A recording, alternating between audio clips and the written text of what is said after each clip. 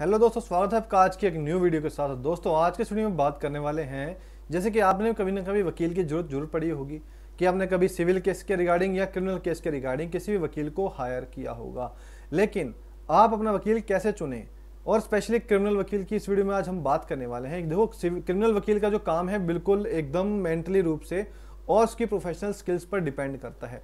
Civil law में तो ऐसा बिल्कुल सिंपल है कि जनरली कोई भी आर्गुमेंट करके on the basis of facts available काम कर सकता है, लेकिन क्रिमिनल जो है वो प्रैक्टिस से काफ़ी जटिल कॉम्प्लेक्स प्रोसेस है, जिसके रिगार्डिंग एक एक्सपीरियंस वाला व्यक्ति ही उसके लिए साबित हो सकता है। क्योंकि उसमें देखो एक काफ़ी क्रॉस एग्जामिनेशन होता है, जिसमें कि काफ़ी इंपॉर्टेंट क्रिमिनल नॉलेज होना जरूरी है। तो इस वीडियो में देखने वाले हैं कि क्या क्या इंपॉर्टेंट सवाल जो कि आपके हो सकते हैं अगर किसी भी आप एक आपराधिक वकील या क्रिमिनल वकील को चुनना चाहते हैं। तो जैसे हम जानते हैं कि एक काफ़ी इंपॉर्टेंट फैक्टर है कि आप कोर्ट में किसी भी क्रिमिनल लॉयर को कानूनी मामले के लिए बनाए रखना चाहते हैं, और इसके लिए ये भी बहुत जरूरी है कि सोच समझकर किसी नतीजे पर पहुंचना चाहिए। क्रिमिनल लॉयर जो है वो आप ऑनलाइन सर्च कर लीजिए, क्योंकि देखो आप अगर फीस पे कर पाते हैं, एफटी अमाउंट पे करना चाहते हैं, तो आप ऑनलाइन लॉयर सर्च कर सकते हैं। उसके बाद उन्हें शॉर्टलिस्ट करने के बाद आमने सामने बैठकर मीटिंग कीजिए और अपना एक किसी भी क्रिमिनल लॉयर के पास अपने मामले को संभालने के लिए प्रॉपर एक्सपीरियंस और क्वालिफिकेशन है कि नहीं है, पहले वो जानिए। और आप ऐसे वकील के साथ काम करने में सहज होंगे या नहीं होंगे। यदि आपके पास एक वकील के साथ अच्छा कामयाबी अगर कामकाजी संबंधी होगा, तो आप जो है अपने केस को और लक्ष्य को प्राप्त करने के लिए बहुत एक महत्वपूर्ण रोल निभा पाएंगे। तो इसलिए आपने अपने मामले के लिए कोर्ट में एक क्रिमिनल लॉयर के काम पर रखने से पहले कुछ पॉइंट्स को ध्यान में रखना पड़ेगा। यानी कि इसके रिगार्डिंग अगर आपके माइंड में कोई क्वेश्चंस होंगे, हम भी कुछ क्वेश्चंस के आपको जवाब देने वाले हैं। तो सबसे पहले आपका क्वेश्चन हो सकता है माइंड में कि आपराधिक मुकदमे में आपराधिक वकील के पास कितना एक्सपीरियंस है, कितना अनुभव है। पहला और सबसे महत्वपूर्ण क्वेश्चन जो है वकील के एक्सपीरियंस के बारे में पूछना, क्योंकि सबसे पहले होता क्या है कि आपके मामले में जो पॉजिटिव रिजल्ट है वो डिपेंड करता है उसी पे कि यदि किसी वकील को किसी क्रिमिनल केस को संभालने के ज़्यादा एक्सपीरियंस नहीं है, तो डेफिनेटली रूप से कि वो जो क्रिमिनल लॉयर होगा आपके मामले को संभालने के लिए प्रॉपर से सक्षम नहीं होगा। यानी कि जब भी कोई ऑर्डिनरी केसेस को अगर किसी एक मीडियम एक्सपर्टीज लॉयर को दे दिया जाता है, तो वो कुछ हो सकता है कि भाई कहीं ना कहीं डागम डोर करके आपके केस को वीक कर दे। तो मुकदमेबाजी में होगा क्या कि काफ़ी इंपॉर्टेंट टेक्निक्स होती है कि जिनके बेस पर केवल एक वकील के द्वारा ही एक्सपीरियंस नॉलेज के आधार पर उस केस को संभाला जा सकता है। और मुकदमेबाजी है जो है वो एक आम आदमी का खेत नहीं है, मतलब आम आदमी की बात नहीं है, क्योंकि इसमें ऐसी घटनाएं वो एक सीरियस एक चेन बनानी पड़ती है कि जिन्हें एक प्रॉपर मैथडोलॉजी के अकॉर्डिंग ही उस केस से निपटा जा सकता है। दूसरा इंपॉर्टेंट सवाल है कि क्या वकील के पास आपके जैसे किसी मामले से निपटने का अनुभव है।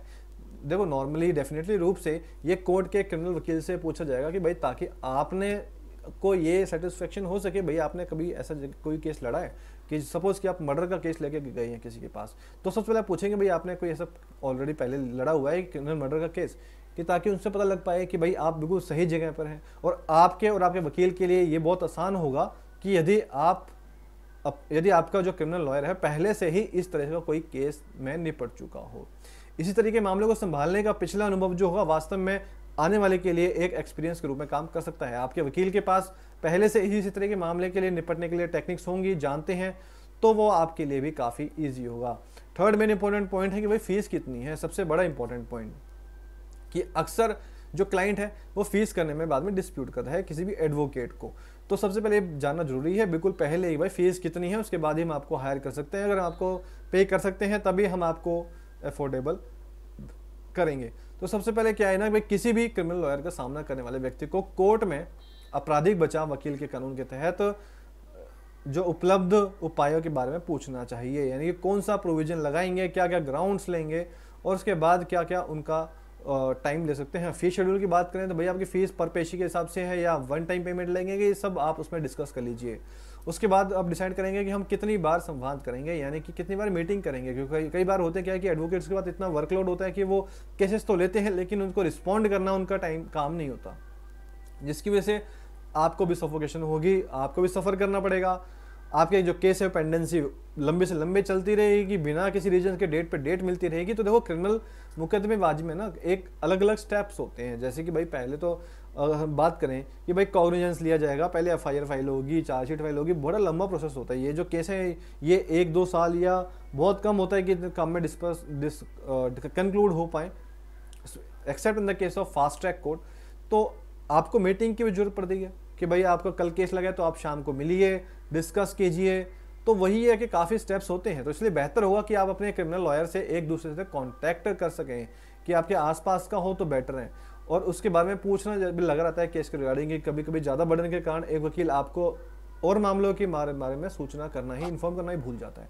तो इसलिए स्टार्टिंग में क्रिमिनल लॉयर से ग्राहकों के साथ कॉन्टैक्ट बनाने की जो नेचर के बारे में ये बिल्कुल क्लियर किया जाएगा। एक क्रिमिनल लॉयर की सफलता दर क्या है, यानी कि जो उनका सफलता दर है, रेशियो क्या है। जबकि देखो हर मामला अपने आप में एक यूनिक ही होता है अकॉर्डिंग टू इट्स फैक्ट्स। हम ये नहीं कह सकते कि भाई ये मामला भी आपसे मामले से जुड़ा हुआ है, लेकिन एक होता है ना कि एक एक्सपर्टीज होती है, क्योंकि हर लॉयर किसी ना किसी फील्ड में एक्सपर्टीज होता है, चाहे वो civil, labour, criminal, administrative, corporate, company law, वट। तो हर मामला क्या है कि अपने आप में यूनिक होता है। तो इसी के लिए हर वकील के पास अपना अपना कोई एक्सपीरियंस होता है कि भाई कोई वकील क्रिमिनल में एक्सपर्ट्स है, तो कोई बेल करवाने में, तो कोई क्रॉस एग्जामिनेशन में, ऐसे ऐसे सबकी अपनी स्पेशलिटी होती है। लेकिन एक वकील जिसके पास मामलों में सफलता रही है, यानी कि हर मामलों में उसने केस को जिताया है और उसके पास एक रिकॉर्ड भी है कि भाई आपके लिए ये सक्सेसफुल साबित होगा, तो आपको उसको चुनने में आसानी रहेगी, क्योंकि उसकी सफलता यानी कि उसके जो केसेस थे वो पॉजिटिव कितने रहे हैं, कितने फेवरेबल हुए हैं, कितने अनफेवरेबल हुए हैं, उसके बेस पे भी आपका जो रेशियो है काफ़ी अच्छा बन सकता है। और आप उसके बारे में उसकी नॉलेज, उसकी एक्सपर्टीज़ के अकॉर्डिंग पता लगा सकते हैं कि भाई इस मामले में आप उसको केस में अपॉइंट कर सकते हैं कि नहीं कर सकते। तो दोस्तों ये थे कुछ प्रश्न जिनको आपको अपने मामले में किसी भी क्रिमिनल लॉयर को अपॉइंट करने के लिए हेल्पफुल साबित होंगे, या फिर जो आपको अपने क्रिमिनल लॉयर से पूछने जाने चाहिए। आपके माइंड में और भी कोई क्वेश्चन हो तो हमें आप कमेंट बॉक्स में मेंशन कीजिए, हम आपको सवालों के जवाब बिल्कुल जल्दी से जल्द देने की प्रयास करेंगे। मिलते हैं जल्दी दोस्तों आपको न्यू वीडियो के साथ। Thanks for watching this topic.